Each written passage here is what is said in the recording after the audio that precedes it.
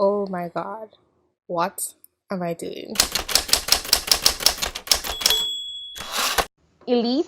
Yeah, yeah, you Fitrea? mentioned, How do you pronounce it? oh yeah, it's pronounced elite Fitrea. Okay.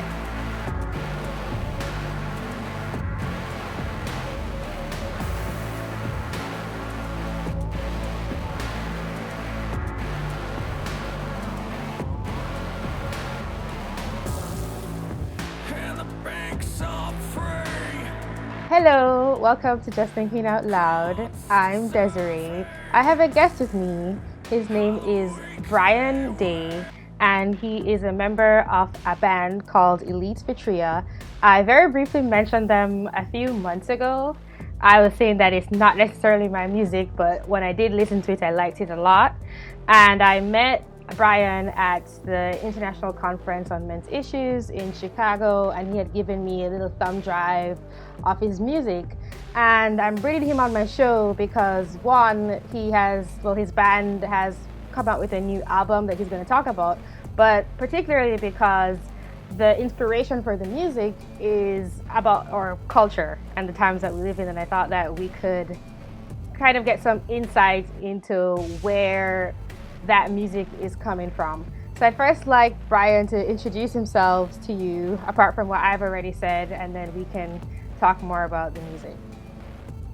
Thanks, Desiree. Yeah, my name's Bryan Day, like you said. I'm a musician. I founded my band in Denver, Colorado, and I've been doing music for a long time, but I've only really been seriously working on this project since around 2015 or so. And yeah, I've just finished and released an album that's called Lethe, and basically I'm starting to just set up interviews to try and promote the album, and I think it's a really important album for kind of everything that's going on today. And yeah, I mean, as far as the background of the music, it kind of comes from my personal history with depression, and so I tend to write music that's a little sort of kind of on the sad, aggressive side, because that was the kind of music that helped me get through depression when I used to have depression. And so it's kind of like a post-industrial slash industrial, more like a heavy, slow kind of rock. And I don't really know a lot of people that are working on that music right now that have the sort of views that I do or are noticing the kinds of trends that I do. So I think it's kind of a special and unique thing, and I just kind of want to share it with as many people as possible. And I think your audience is there's probably a lot of people in your audience that would like it a lot. So I thought it was only natural to reach out to you and see if you wanted to talk about it. Yeah, well, I haven't listened to the new album. Actually, I listened to one song that you sent, and I didn't like that one song, but the songs that you gave me at ICMI, I remember, I think it was like four maybe of them. I really liked those. Yeah. They were very good.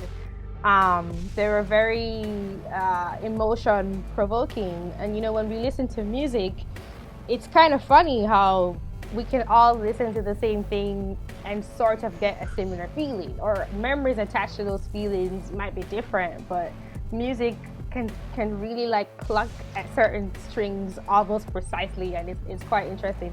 Could you talk more about what's behind the music? And I guess it's not just you in the band, so I'm guessing it's not just about your feelings, but could you talk more about where you guys are coming from in terms of directly connecting it to what's happening in society? I don't know if you just mean the US or the West in general, or what. Yeah, I guess the music, as far as the authorship goes, that's all me. I'm a multi-instrumentalist, so everything on the album is me except for maybe one or two things. I And didn't know that. yeah, and as far as the band the band is comprised of friends of mine that I've kind of made over the years. My guitarist is a person that I met while I was incarcerated, and I sort of invited them to help me perform the songs, but they are a little separate from the artistic intent of the songs. Although they don't sort of, I guess the statements are more personal to myself, I guess.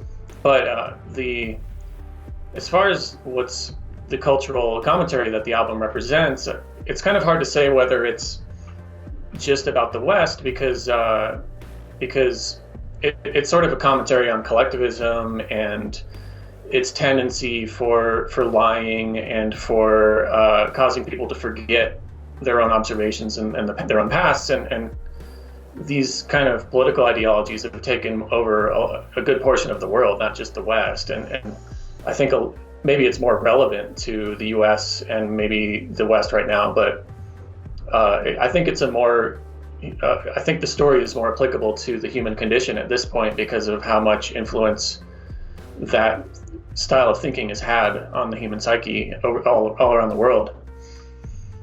I guess more specifically, the album is kind of a commentary on a couple different levels. On a personal level, it's kind of about sort of cancel culture, and at a more macro level, it's kind of about how, at least in popular culture, it seems like we're seeing a lot of forgetting happening. People forgetting even the definitions of, their own values, like for example, free speech or free expression and stuff like that.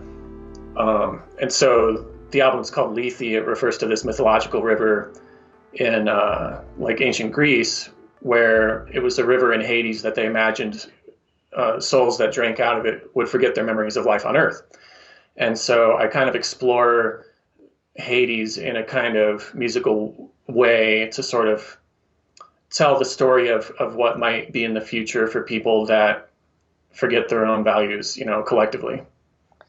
Yeah, I had sort of had the idea that that's where you were coming from, but this is the first time I've really heard you explain it with the whole mythological reference. And for me, having encountered all of these what you would call collective ideas, I just feel like I don't fit in. And you say that it's a commentary on how people forget their own values, or basically their own, you could say, individuality. And That, yeah. I don't know if your music, because your music is like kind of grungy sounding to me, well, I've heard of it. Yeah. So it's almost like maybe I'm just making this up. You could think that it symbolizes that struggle, like where you Yeah. and the collective meet, because like you can't throw the collective away either. Like we have to operate in the Right. world. Right. But like, is the collective supposed to be how we formulate our own existence, because our own identity, because it's as if someone else, the way I experience it, is telling me how I should perceive myself in the world, to the point of forcing me to do it in my interactions with others, even though I myself might not actually perceive myself in that way. And maybe the music is Yeah. like kind of like that struggle, because it's really really annoying. That's an interesting way of putting it because I used a lot of like destructive effects to sort of give a like a destructive quality to all the instruments. Like there's usually some kind of distortion or some kind of bit crushing or some kind of tension that is added to the instruments that gives them a sort of tortured dimension. And it can definitely symbolize the tension, not only with like the individual versus the collective, but also like human instincts versus like just sort of the indifference of modernity and technology, and like the way that our messages are distorted by the mediums we use, or like I mean, there's definitely a lot of that in the album, and a lot of that is sort of done in an intuitive way. But I think what you're just describing totally matches with what I did, and as far as like, yeah, I think listening to it, there's something about grunge and like the textures of the distortion and all that kind of really matches, I think, a tortured dimension of kind of seeing and interacting with the world today. Yeah, and I know it might be um I think I even wrote a poem once about how annoyed I was with society when like when I was first starting my channel. I think I wrote a poem about feeling like my identity was being erased. And it's almost as if the people who push these collectivist ideologies um, would be trying to say that they're trying to do the opposite of that. But I feel as if especially because I would say that the dominant theories sort of come from the US. And like the US cultural and historical landscape is not the cultural and historical landscape of the rest of the world, but everything sort of emanates from there and spreads outwards. And one of the feelings I got a lot hearing about like the power dynamics in this country is as if my particular history coming from another country didn't really matter. And maybe many people feel that way. But the point I'm trying to make is it might seem as if art isn't useful as a way to comment on that, especially I think if you don't explain it, it's helpful if the artist explains where he or she's coming from. But actually, when we express ourselves, we express our own truths, and I think that that's really the only sort of valid opposition that can come to these ideas is the people honestly reacting to it and saying, no, like this is not how I feel about it, and your ideology sort of makes a claim on how I should feel about something. Yeah, there's a few things you mentioned that kind of hit me. So, like, I have a different experience of the United States than probably most people that live in the United States because I also grew up in another country. I grew up in Germany when I was a kid, and I moved here when I was 12, and I never really fit into the mainstream culture because I didn't have the all the inside jokes. I didn't have all of the media sort of familiarity. Like it's weird. Like even the language people use in commercials kind of affects the way people think, as they grow Mm. up in the culture and everything. So I didn't have access to any of that. And as a consequence, people kind of thought that I was, I don't know, I triggered their outsider reflex or something. So I never really fit in all that much. And then what you mentioned about collectivists, like they try to represent more and more of these fractionated groups, but in doing so, they seem to sort of flatten human experience to these weird, alienating stories that, yeah, like they don't describe my life, they don't describe your life either, and they sort of, yeah, it just seems it's really alienating actually, and it's frustrating because you kind of get a sense of what they're trying to do but their stated goals and their actions don't really align. And then I also have an incarceration background, like I mentioned a second ago, with my guitarist. And as a person who comes out of that history, dealing with the felony system and reading about what people who claim to fight for social justice say about the incarceration system and the felony system and everything, it's frustrating to encounter this like huge cultural phenomenon that just as quickly as it like advocates for you, it abandons you. Like it might advocate for you in one way, but it'll throw you to the trash in another way. And I get the sense that it's more so about just power and influence than it is about helping people. And so, yeah, that frustration definitely was something that I put into the album as well. Yeah, I would definitely. Oh, Yeah. sorry. Go ahead. Oh, yeah. I was going to say, when I say I put things into the album, it's more that I put a mood into the songwriting. It's not that I'm writing lyrics about it. The lyrics are all really kind of abstract and almost symbolic in a way. But so usually I talk about the moods of things. When I talk about putting something into the album, I'm talking about the mood.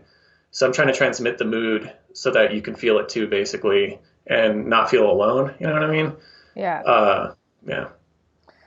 Yeah, that not feeling alone thing kind of again comes back to the importance of us expressing ourselves and letting other people know how we feel because that just that it just lets us know that we're not crazy. I can't tell you how many people when I first started just thinking out loud and I was mostly just railing against identity politics, so many people said you make me feel like I'm not crazy. So like that's really really important for people to have. It's tricky because of the cancel culture stuff. Like, I wasn't even a big like musician in any scene, and the local activists already decided to hate me. But that's because I co-founded a men's rights like group in Denver. So and we did a bunch of like booths. So like I was already on their radar. I just didn't expect that. For Like, your music too? Like you did yeah. something separate and then they found your music and they were like, let's just hate on his music too. Oh yeah, I was really surprised by it. Like literally 2 hours after the Facebook announcement of my first concert ever, they were the local activists were already smearing me, lying about me, and one guy in particular decided to. Oh, and they wrote about me in the local music magazine, calling me like a nihilist, and yeah, like it was really crazy stuff. Wow, Um, that's so interesting. yeah, Because you started a men's rights movement. correct. A That's group, a small crazy. group. That's Yeah, insane. That's actually yeah. insane. Can I include that? Because that's really interesting to put in the Yeah, you can video. include that for sure, for Yeah, sure. that that's scary. I mean, like I make some art, but I don't lie. Like I've been. I mean, I'm kind of an outspoken person, and mix I don't mix like my politics with like when I'm going to school. Like I'm not gonna like talk about it all the time Right, unless it comes up, right, or like I'm not gonna like me sharing or selling my art. Like that's separate, I think, from like me talking about these things. But I don't hide it. Like I link. I'll be like, oh, I also do this if correct. you're interested. Right, So it's like very, I don't know if scary is the right word. I would almost just say concerning for the state of society. Like we've been talking about this whole cancel culture thing. For a right, person to not be able to like just live in the world and express themselves because it goes against some person's idea of like what's the best thing for society, right. and that's exactly what Well, leads to the whole communism stuff. exactly. Well, that's exactly what the album's about. It's kind of a reaction. I was already working on a lot of the tracks before the show cancellation, but once it did get canceled, I definitely put those emotions into the album, and that's kind of why it sounds the way it sounds. And I kind of wanted to ask you to talk a bit more about the actual album itself. So the album is called Lethe, Lethe, and yeah. like what are the songs on it, and like are there different themes for or topics for each song or anything like that? Yeah, there's 9 songs on the album. The fourth song was not written by me. It's a piano piece written by Claude Debussy that I turned into sort of like a tortured sort of soundscape kind of thing. But all the rest are written by me, and I could take you through a couple of them. For example, the first song is called Acheron, which is another river in Hades. And when I wrote that, I kind of had two things in mind. One was just like this sort of images that I've seen, like hand drawings and pictures of, collectivist murder. Like they always tend to gather people up and kill them and bury them in mass graves and everything. And I thought that was kind of like a scene that's very similar to Hades or Hell. And Acheron is kind of like the entrance of hell. It's kind of like this shore that after you die, if you're going to hell, I sort of use Hades and hell interchangeably. I'm not speaking literally, but you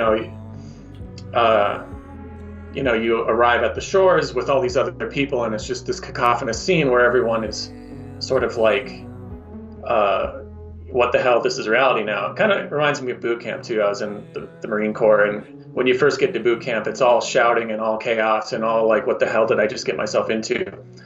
Or like, or war, like I just had this other interview where it also reminded me of D-Day, which is basically when the Allies invaded France to push back the Germans in World War II. And just imagining arriving at a shore where there's nothing but chaos and death and the terror and the destruction and everything. And I even sort of tie it to like some causes, like the first line is, and the banks are free. And so the banks refers to the shores of Hades, but it also refers to how money printing is free money, so it's kind of like a double entente. It just kind of goes on. let me see. The center. I'll just give you a couple example of some what I was thinking of for some of the songs because I could go on and it'll just be 40 minutes of talking. But the last song, the center, is sort of the opposite. It's kind of like the frozen core of hell, where there's like almost nothing happening, and it's almost like you've forgotten everything, even the ability to see, and you're sort of in this blackness, and all you can hear is maybe your own heartbeat.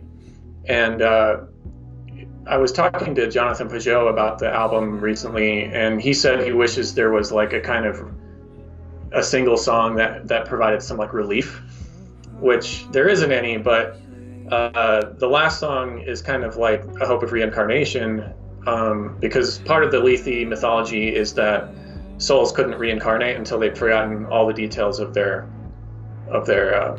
lives on Earth. So that's kind of, maybe there's something beyond the horizon that can be anticipated with some hope. Yeah, but the rest of the go ahead. I was just gonna say, how would that be hope? Because in the context of the whole, political collectivism erasing your identity, wouldn't that be horrible? Because then you'd have erased everything, and now you're just like, I guess, this collective group that society wants to put you in, that has erased all the things that make you you. Yeah, I think that those kinds of systems eventually fail. So there's really two outcomes. Either that system is prevented from taking place in the first place, or it does take place, but it fails anyway, because there's no future for that kind of society. And we've kind of seen that bear out over and over again. They only exist when they're propped up by other things, and those things can't last forever either. And there's lots of hope, before it gets to that point as well. But the album itself is an exploration of like the very worst. I think. Go ahead. I was just gonna try to be specific and not too vague when we're talking. So we're thinking like communist ideologies. Where is that what you meant when you said these specific ideologies? When they take root. Where the individual is really just part of the collective and belongs to the collective, and everybody is helping each other, and that for some reason sounds really, really nice to people, because you've like leveled the playing field, which is what we want. We just want equality. But say that again.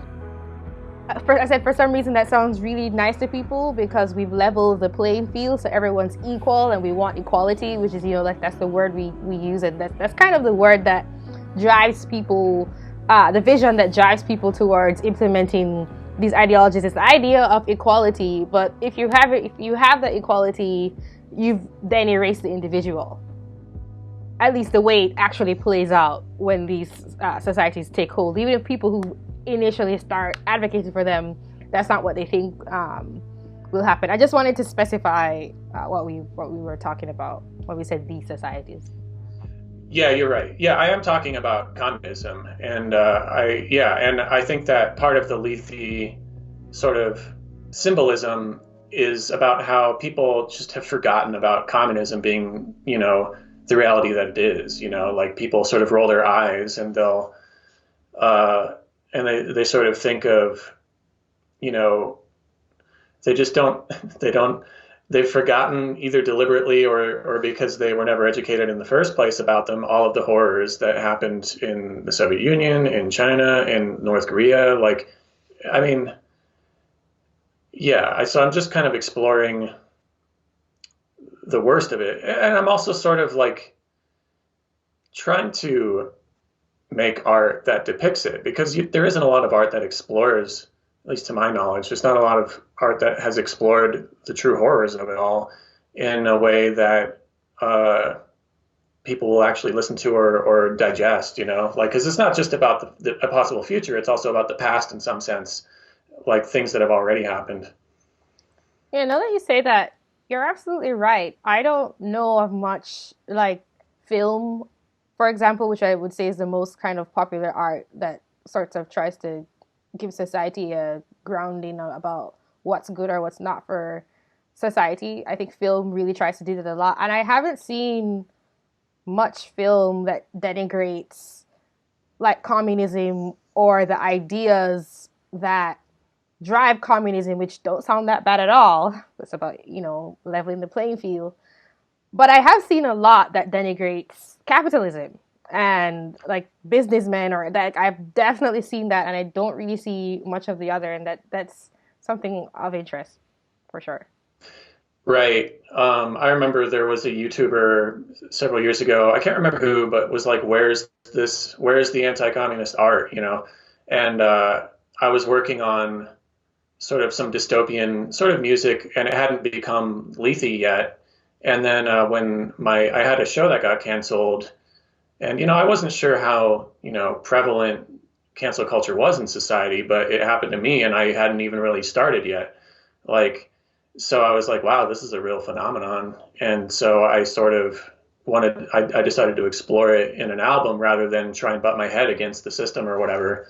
And so now it's finally ready, and yeah, I'm kind of not sure where it goes from here, but uh, that's what I decided to do.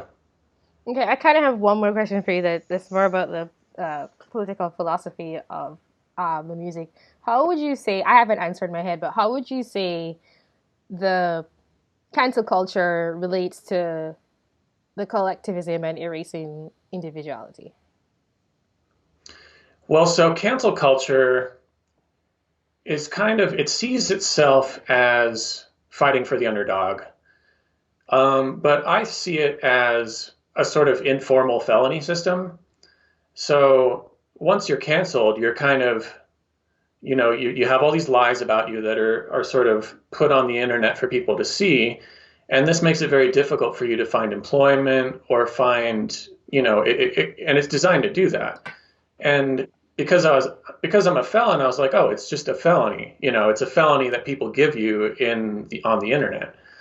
And felonies, I read a book by Michelle Alexander when I was locked up that's called The New Jim Crow, and it's about how the felony system is sort of like a hangover from Jim Crow, where you can discriminate against a felon in all the ways that people used to discriminate against black people in Jim Crow. And I think Michelle Alexander makes the case that it actually replaced Jim Crow in some sense, and then society kind of forgot about it. And so I think that it's just a tool of political control to eliminate enemies for power. That's what cancel culture is. And they're getting to where people can't bank, they can't use websites, they can't use all these things based on what are essentially lies. And so I think that it's setting the foundations for what kind of political power they want to wield in the future. And it's very much like secret police. It's very much like all the things that happened in Europe when socialism and fascism and communism were taking over in Europe. It's a very similar thing, except it's happening in total public view now. And I can't really articulate it much better than that because I haven't really thought about it too, like in an academic way or anything. But that's just kind of my gut impression of the whole thing, Yeah, well, it's funny because I feel as if you didn't necessarily explicitly tie the cancel culture and I guess what you described as a soft felony system to the whole collectivist idea. And I'll try to go a bit further because I like to do that, as you say, like be a bit more academic about it. I would say that the way those two things, cancel culture and collectivism, relate in my head are that every time that I've seen someone be canceled, it's almost as if whatever they say is being strawmanned into whatever polarizing narratives exist. So there might actually be a lot of nuance to what I'm trying to say. And there's a lot more to my life than this specific incident. But it all gets smashed into, I don't know, the enemy that the people who are proponents of collective ideologies want to see you as. Like you become a caricature. And so like that's how to me it's like when people get canceled, the nuance of them and who they are, what they're actually saying is erased. So like that's how it ties together in my head. That's a really cool analysis of it, and I like that a lot. I would say that that was not what was on my mind, but it totally gels with the symbolism, and I think that's a really awesome interpretation of the symbolism, and I agree with it. Uh, yeah, I think that's a really cool observation. Cool. I just kind of thought of it as we were talking. Well, what I was imagining as you were saying that is sort of like, often when you say level the playing field, I kind of imagine a field of like people, and I imagine like a buzzsaw just cutting everyone off at the same level, you know what I mean? Like, and the people shorter than that get to live, and the people taller than it are killed by the buzzsaw, like severing the top of their head or something. And it's kind of that's what it's making me think of. Yeah, that I think these are topics that are explored a lot in philosophy. Like, I can't remember the authors, but I took a existential philosophy course, just one in college, and one topic was specifically about. I think it might have been Nietzsche talking about it. I don't remember. It was specifically about um, how societies try to knock down anyone who stands up, and that's just something that has happened over and over again, and it's like not unique to modern times. So I was gonna sort of wrap it up, and unless there was something you wanted to say that you haven't said yet. I don't have anything to say in particular, but I worked really hard to make an album that was, contemporary, fresh, enjoyable, high quality. Um, and I really made it for all the people who are just sort of like tired of the monoculture in entertainment. Like it just seems like it's a lot of it these days seems like it's just one voice sort of proclaiming the same thing, and it's all a straw man, and it's all just this nonsense. And I almost get the sense that these musicians are trapped too. Like I'm sure some of them they don't believe in what they're talking about. And so I don't know. I just decided, I'm already sort of on the fringe of society because I'm this kind of outcast, being a criminal and everything. So I don't have that much to lose by sticking my neck out and saying what I really believe, at least compared to some people who have, millions of dollars or whatever. They're afraid of losing it. So I've already lost most of the things in my life. So I don't know. I just saw that there's this huge, like, wasteland where there's no art there, and I wanted to make that art that to fill that space. And the genre might not be everybody's thing. It's it overlaps with rock, it overlaps with electronic music, but it's kind of heady and depressing, and maybe not everyone's thing. But give it a shot. It's gonna drop on Spotify in February, so at the beginning of February. And or you could go to my website elitefitrea.com. You could spend $10 to buy the album, and then I created some supplemental information, like a digital insert and stuff like that too. And that's free. So maybe if you want to just look at the art and read the lyrics, you could do that for free. Um, I'm also releasing a bunch of videos on there that's free too. Anytime I do a cover of another band's material, that's available for free. I've done a few covers. Um, but yeah, just check the website out and see if you like the music. Okay, yeah, I would encourage my audience to do that. I hope this conversation was interesting. I like not all. I would say that I like about 80% of the music that I've heard, which isn't that much. Maybe like out of 4 out of 5 songs. I wouldn't call it necessarily depressing. I would just call it very like emotional. And you guys might like. And Bryan wanted to share his music, and I think it's great that he's expressing himself artistically when it comes to what's happening in society, the way I express myself intellectually. Well, thanks for having me on. I really appreciate the opportunity, and I look forward to what may come. Thank you also. Bye. Bye.